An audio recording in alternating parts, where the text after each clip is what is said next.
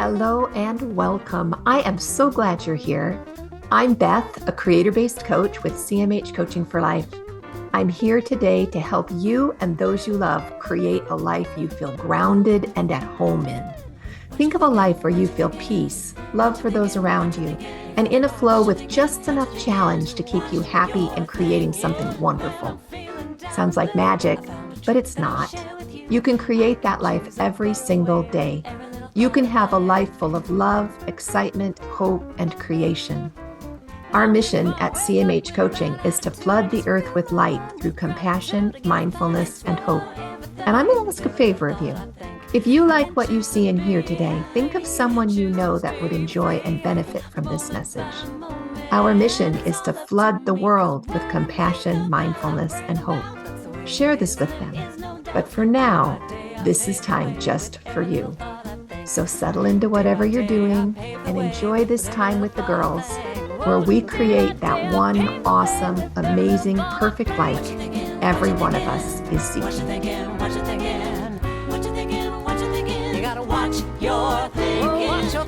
Okay, so we're going to rock, paper, scissors to see who gets to listen today. Oh, man. Who's going to actually do all the talking? Come on. I just finished an hour and 45 minutes of talking. Oh, what'd you do? Oh, I was just training a person, and it was such a good thing about listening, right, guys? Right. Tell us about listening. Oh, I was working with a person that change comes hard for them, and we're working on creating a scheduler for their patients that is more effective and efficient. And because it's a change, it was really, really hard. And it was hard for me too, because I had to listen to the objections and then also help. Convince is a terrible word. No, it's not a terrible word, but help guide her understand why this new method is, and it's not even a new method, it's just new to her. This new to her method is going to be so much better for everybody, for their patients, for her, for the doctor. And there was a lot of listening that needed to be involved. Yes. Was there resistance? Oh, there was a lot of resistance. Yeah. So let's talk about. You should have seen your eyes, Jaycine. They went, oh yes. You got it. Yeah. So when there's resistance, let's talk about listening when there's resistance coming from the other side of the listening conversation. How we work with that, because like in your situation, you had a desired outcome in the conversation. Right. And that was not a shared desired outcome. Right? Okay. So what listening skills did you use? I mean, maybe you got your outcome, maybe you didn't, but just getting curious about it. What skills did you use in curiosity or other methods? I think my first opportunity was to just learn about how she views her schedule, and how can she tell when there is a space available and for, say, a new patient, and what could you do to move someone, or have it work, it's just. And when you have somebody that's been doing it the same way, she's been there over a year now, and she has her way established. And in her mind, it's working for her, but there have been a lot of concerns with patients not being able to get in, and it's due to the mismanagement of the schedule. So I just asked a lot of questions, and tell me about this. And if you have a new patient that calls today, let's look at today's schedule. When would you put that new patient in? Uh-huh. Well, we don't have any time available. And So then it was taking her to the scheduler and showing her, well, is the doctor actually with this person who is on decompression? Yeah, this patient that's on decompression. Isn't that your job to like set up that decompression table, help the patient get on and off of it? Should this really be scheduled under the doctor? Well, couldn't you put a new patient in here? So it was just kind of showing her.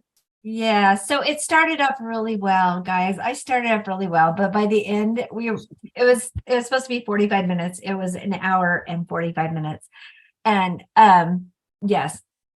And that's a long time. It was too long. And it was too long for both of us. And I should have ended it sooner when I looked at the time. But I just, full confession, I got really pushy at the end. Like, look, this is the way it's happening. Yeah. Seriously, why can't they be human, Jaycine? Oh. Yeah. Okay. So bearing that in mind, there might be some lessons that you'll have by the end of the time we're talking here that you could maybe pull out and share with us. Things that could have happened differently. Yeah. Yeah. Or like you said, maybe just ending it sooner. Yeah. You were still fresh. I don't know.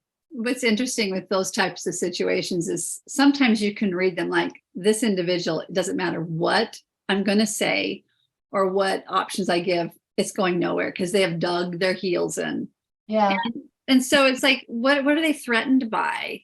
And because, some people are just not willing to change because of some type of like fear or something that's behind it. So a lot of times it's like you have to call out, or not so much call out, but you have to kind of dig a little bit deeper. What part of this do you really not like? Yeah. Oh, I like that. Yeah. And it might just be voicing their opinion, like, this is new and it's going to take me a little bit to learn. And I'm not sure of that. And then you can validate that. Or it just may be that they're like, this means I have to do more work. And I don't want to do more work. And I don't want to do any more work. And bite size sometimes on these things can help people to understand that, this is good. Let's just do this part of it right now. So it's just, I don't know. I just kind of, as you're explaining this, I'm like, she doesn't want to change. There's a deeper reason why. She does not want to accept this because there is something that's possibly scaring her or challenging her. Right. Yeah. Yeah. Or maybe she just got up feeling like it was a Monday. Yeah. Like it wasn't the right day. Yeah. Possibly. That's where that curiosity is so important, right? Yeah. To be able to let go of our own agenda and listen. Yeah. Yeah. Yeah. I think about that when I'm listening to a family member just tell a story. They'll tell you, well, how was your day? And you sit down with how was your day? And literally I could sit for an hour just with how was your day and just listening. And I realized it's not for any particular reason. It's just the need to let it out.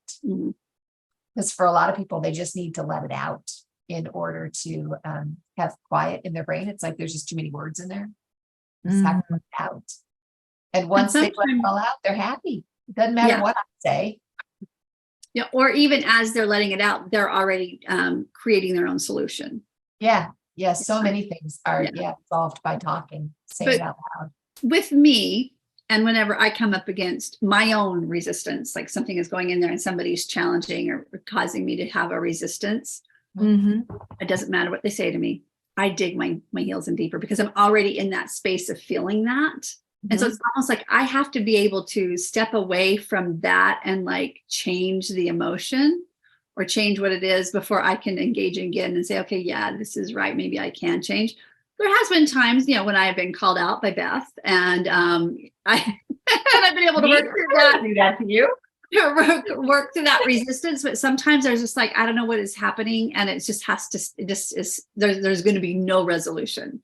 So sometimes like it's better just to end it early, come back at a different time.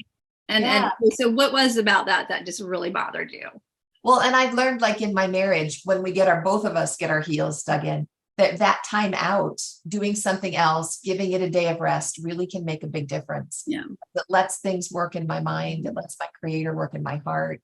And I may see things completely differently in 24 hours. So taking that time out in any kind of a difficult situation can really help. Because sometimes I don't know what's behind my resistance. I'm like, why am I feeling so threatened? What's going on? And I have to figure it out. Yeah.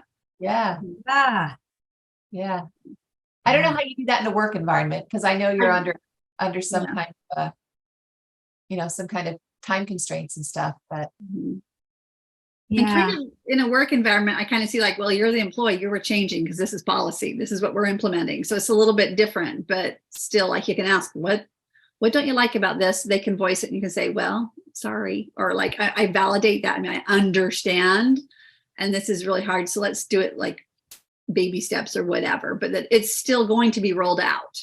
So I love that validation part, because I think that's really, really important in any situation, whether it's personal or business. And that's really cool that you say that, because I think that would have gone a long way. Yeah. all need to feel loved and safe. Those are just two basic human needs, right? To feel safe, Right. and to feel loved, to belong, safety and Yeah. belonging. Those are really important. And that's what I found. The people who I listen to the most easily and I get the most out of, they cultivate in me that feeling of belonging and that feeling of safety. Because if I feel safe, I can let down all of my guards and just really learn and listen. and it's interesting because if I feel like I'm going to be heard, because we're talking about listening, Yes. if I feel like I'm going to be heard, that resistance will go away. Yes. Yeah. And boy, will I talk. I'll have stuff Yeah. to say if I feel like I'm going to be heard. Yeah. And that's kind of different from just listening, right? How do you impart that? Helping someone feel they're going to be heard. You ask the question, really just ask them the question, how I sense this is making you a little, tense or upset or whatever the word is, just like, tell me about that. Why, let's talk about this. Because it just may be like Beth said, they're having a bad Monday and they just don't want to do this on a Monday, and talk to them about that and say, okay, well, maybe we can take just a little like 5-minute break and come back and let's see what we can do. Or, just something to change the energy. Or because if I was to tell somebody like, oh, well, you know what, I just really just learned the system and now I don't want to have to learn another system. But as soon as I get it out and somebody asks the question, then I can be like, okay, let's do this, or whatever. Yeah. It's like a lot of times people just need to know that, they're not just a cog in a wheel. Yeah. Yeah. I know when I was raising my boys, there were a couple times when the boys just really hosted up good. It was a costly and really messy mistake. And I remember watching it, and my van caught on fire. And he had it for 2 weeks. And this particular son, he was the one that was, anyway. And we stood there and watched the van burn. It wasn't the place where and he was so distraught. He's like, you don't understand. I can't fix this. And I remember just having that quiet prayer and saying, okay, what do I do? And what came to mind and has influenced my listening within family for a long time is, you are ever so much more important to me than this vehicle. Wow. You're just so much more important to me than this. And so we just watched it burn. And eventually we got cookies for the volunteer firefighters who also came to watch it burn, and it was okay. But that gift that you brought up of feeling like you're safe to be heard, like you will be listened to, I think is really critical. Feeling is about it now. That was years and years ago, if he even remembers that. But that's what I needed to say for my own peace, and we're just able to put it behind us. Everybody just was like, oh, well, yeah, that happened. And move forward. Well, and I think it's so important for him to feel like, yeah, you are more important than you are so much more important. This is just a dumb van. Don't even worry about it. I grew up where it was like, don't touch this, don't touch that. You break this. This is more important than you. I never even used a washing machine until I got married because I wasn't allowed to touch it. Well, and it makes you feel like, just not as important as these like things. Yes. Yeah. Yeah. Yeah. And so I wonder if there's kind of a less intimate way to convey that feeling to whomever we're listening to. You are ever so much more important than whatever it is that we wanted to have accomplished. Because then the notifications on my watch or the but it's buzzing and I need to know. That's yes. And do you ever I know for me, I'll be sitting and it'll go off and I really want, instead I'll just put my arm down over top. Yeah. Yep. Yes. And the notifications on my watch. Then eating this sandwich when I'm really hungry, to be able to put down my food and give somebody attention shows you're just really important to me. Maybe not more important to you. Okay. I don't know. Kind of on the same line. I don't know. I think it was Simon Sinek. I can't remember who it was. It talked about this. The phone. Yes. The phone. And when you're out to dinner or when you're out in public, yes, don't even have it on the table. No. Right. What's the point? Because it's telling the individual, this is more important than you. Yeah, I'm here for you, but I got to do this too. Yeah, but I've got to make sure that I get that text or whatever. I'm like, what is that message sending to that individual? Yeah. So I've tried to do that. Now, granted, my husband and I sometimes are just like, we've been together for 3 hours. I'm going to play my game, That's right. But that's different. Yeah. That's a companionable silence. Yeah. But if you go out with friends and things like that, I mean, I leave it in my purse. Me too. Yeah. Mm-hmm. Just leave it in my purse. Then my watch will buzz. I have to watch, but yeah, I think you're right. So I think sometimes it's like the difference between listening and being heard is your intention and your attention and your focus priorities on the individual, not being distracted and things like that. So letting them know that whatever time you're spending with them is important. That they are all, they're your all for that moment, even if it's 30 seconds. Yeah. To stop and look at them eye to eye. Yeah. It's a huge, huge difference. That makes it a superpower. When you can do that, because people really feel it when you stop what you're doing. You watch movies where you come into the big executive's office and you can see the scene getting ready to play out. And there's two ways it's approached. If there's going to be conflict, the person behind the desk will continue to work. Mm-hmm. If there's going to be resolution, what do? They put their work away. Yes, they put their book away. Yeah. And they look eye to eye at whoever comes in. Wow. Predict the end of the scene at that point. Right. Yeah, because it's that important. But that's what changes it just from listening to a superpower is that full attention. Yep. Okay, so let's try this one since it's a Monday, because it's been a Monday all day long. It has been. Oh my gosh. Okay, limiting beliefs. I don't have time to listen. That's such a limiting belief. Right. So what do we do with that? I'm in the middle of something, my kid comes in, or I'm in the middle of something and my husband wants me, or I'm in the middle of something and the phone, I don't have time to listen. Let's just get this done so that I can get back to what I'm doing. Totally a limiting belief, right? Because we always get to choose what we do with our time. That's foundational. Mm-hmm. We all have the same amount of it. Yes. Mm-hmm. Yes.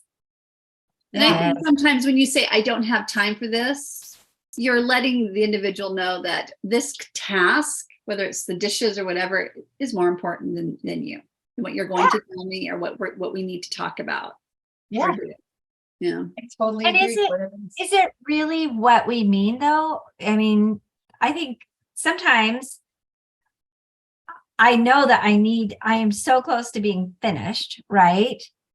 Yeah, maybe it means I just want to finish this up and then we can talk. Right. So being able to actually communicate effectively, and because words have power, right? Men. So being able to communicate and use the right words. Hey, I really want to talk to you. I really want to hear what you have to say, but give me 10 minutes. Yes. Yeah. And then let's meet out on the porch swing or I whatever. can give you my full attention or something like that. Yeah. It's your words. It's how it's presented. Because when you're saying I don't have time, it just totally is a put off. Yeah. If you're to say, oh, you know what? I'm almost done. I mean, that's my husband. For some reason, I always want to talk with him or resolve something when he's like in the last chapter or the last 5 minutes of a movie.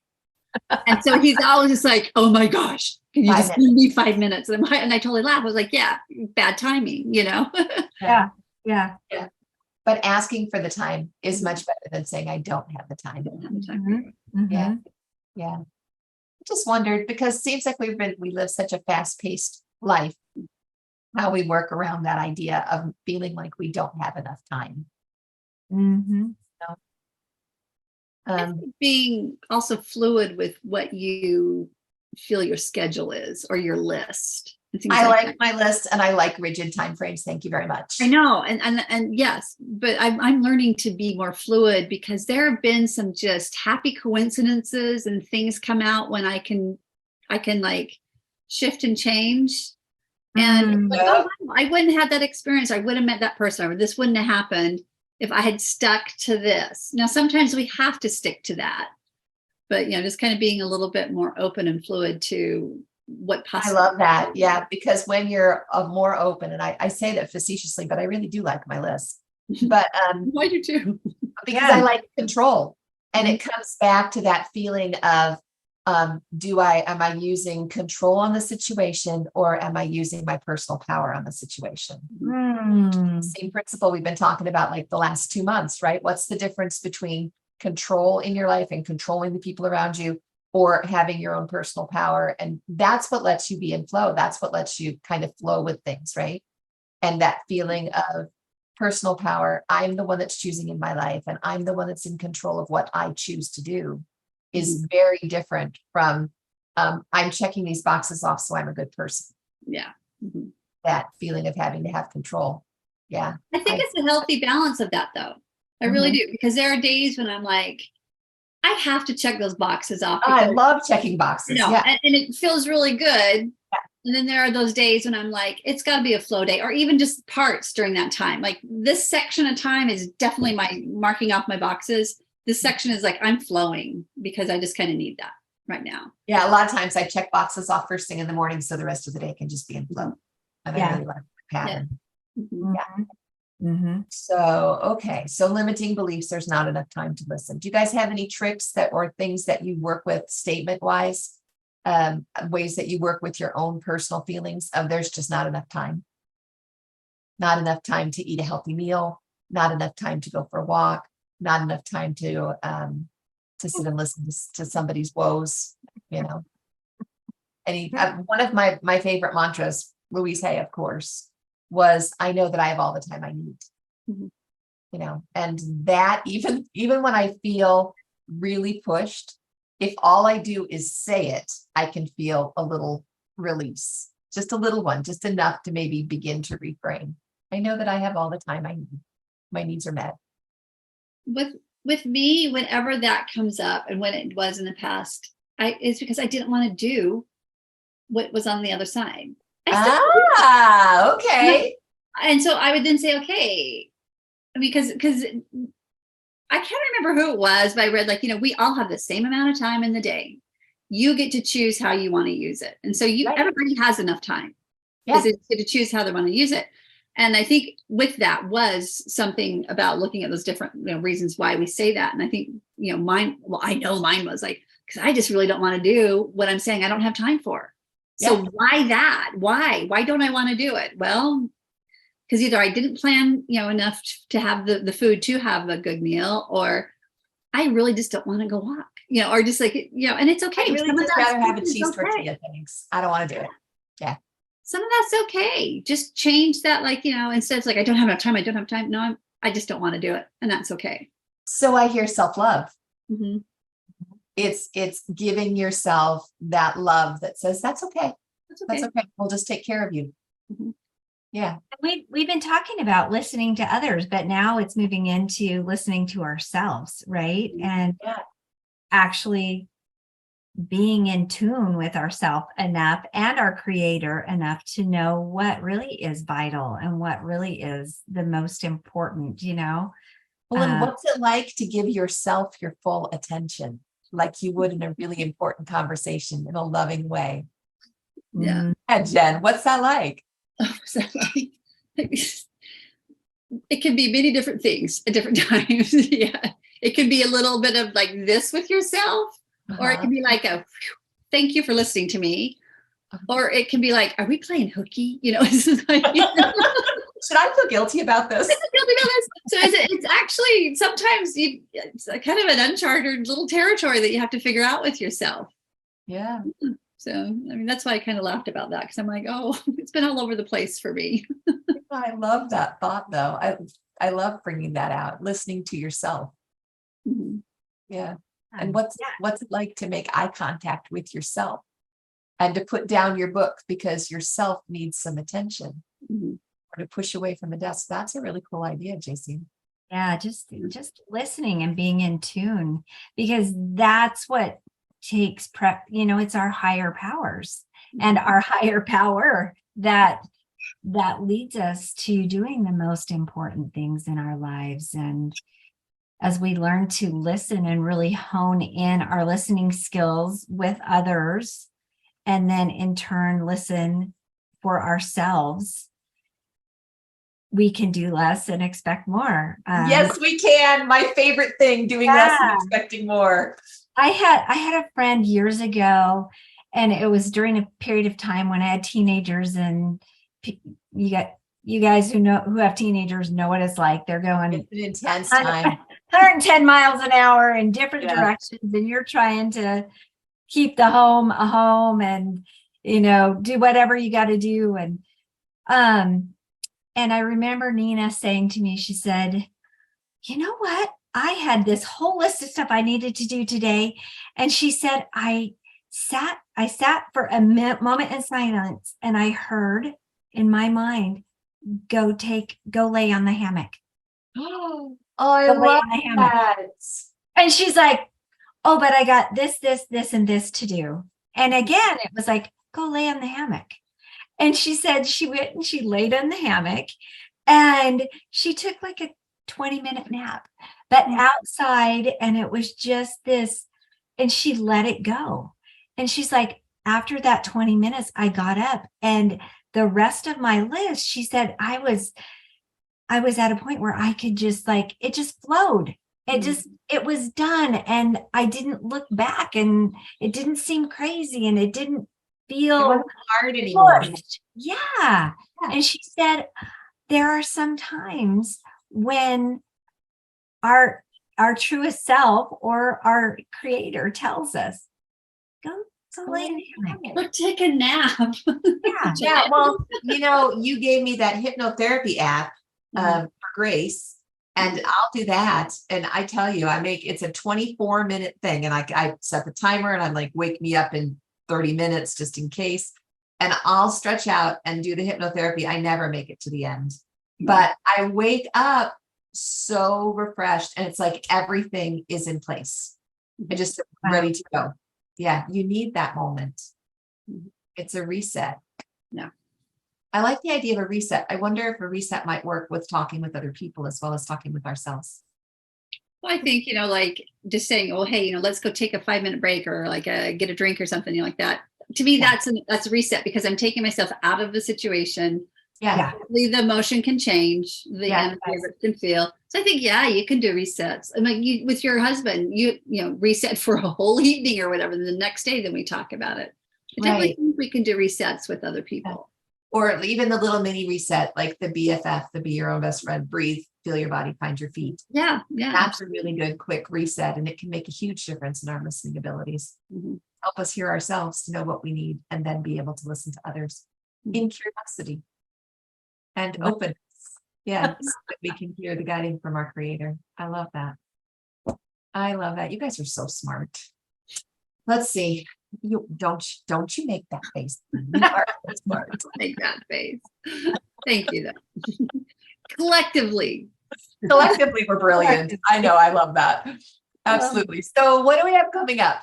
We have Coaching Clear tomorrow, which I am really looking forward to. I love our Coaching Clear sessions. Mm-hmm. I always come away feeling energized.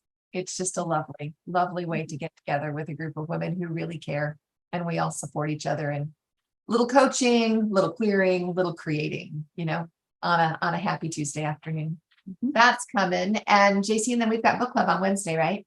Yeah, book club, and we're finishing our discussion of Atlas of the Heart. Wow, already? Yeah. Just started. And we actually stretched this one out for 2 months. So, wow. But there's so much information in there, and it's just been a joy. Our next book that we're going to be reading is You Are Enough by Panache Desai. Oh, and that's the one from your conference, right? Panache Desai. From the conference I was just at. So,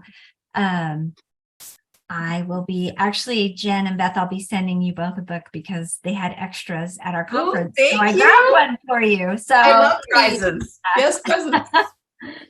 So we'll start that in June, and but really excited to finish Atlas of the Heart. Just so many great words, and that's what has really resonated with me is the power of using the words that have the right meanings. Mm-hmm. And when we understand the meanings behind the words, those words carry so much more power and so much more just to it, right? Yeah, meat. Yeah, they really are much more powerful. That was the whole thing, I think, because Brene, she talks about that. Like, we have to have language for this to understand it.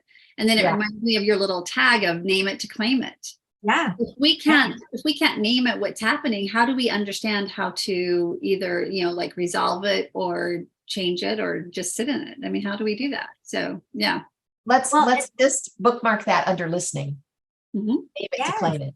Yes, to be better listeners. I'm sorry, Jaycine, what were you going to say? Yeah. And, it's so funny because she did explain this at the beginning of the book, and it really didn't resonate with me until last week. And it was like, oh, Atlas of the Heart.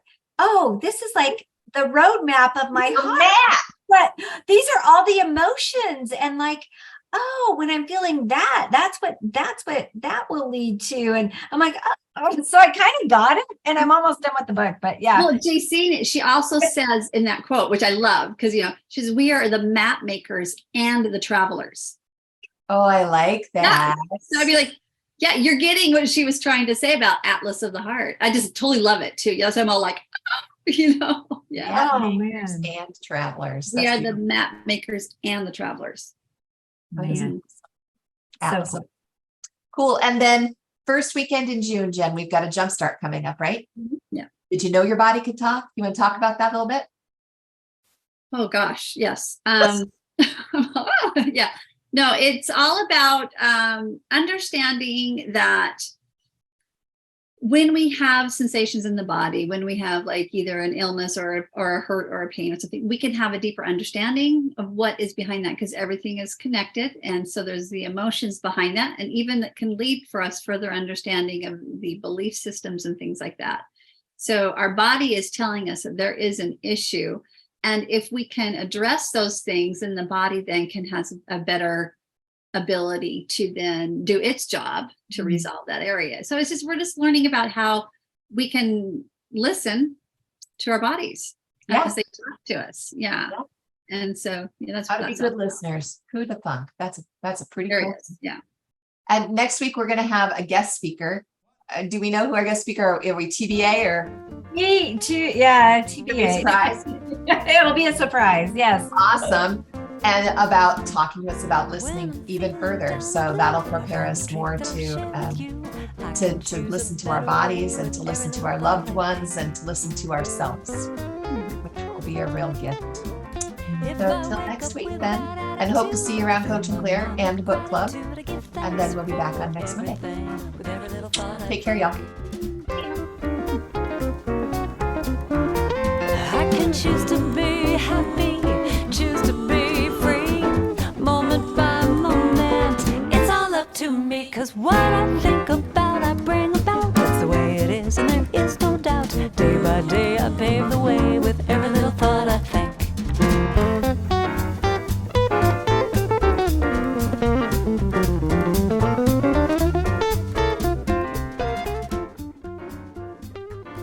Hey, thanks for joining us today in A Creator-Based Life. I hope you felt that compassion, mindfulness, and hope you came seeking today. You can find more of it at cmhcoaching.com or on linktree/cmhcoaching. Of course, any social media outlet, we're there too. Because you felt the benefit and light in this message, please invite those you care deeply about to join us. Help us to create a ripple effect across the globe of compassion, mindfulness, and hope. Then we can create a creator-based life together. Have a great week, y'all. We'll talk to you soon. Moment by moment, it's all up to me. 'Cause what I think about, I bring about. That's the way it is, and there